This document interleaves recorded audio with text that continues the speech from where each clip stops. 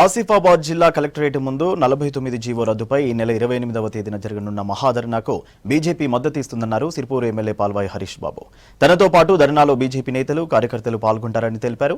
ఆదివాసులకే కాకుండా గిరిజనేతరులకు tiger conservation రిజర్వ్తో ప్రమాదం ఏర్పడే అవకాశం ఉండడంతో జీవోను ప్రభుత్వం రద్దు చేయాలని డిమాండ్ చేశారు.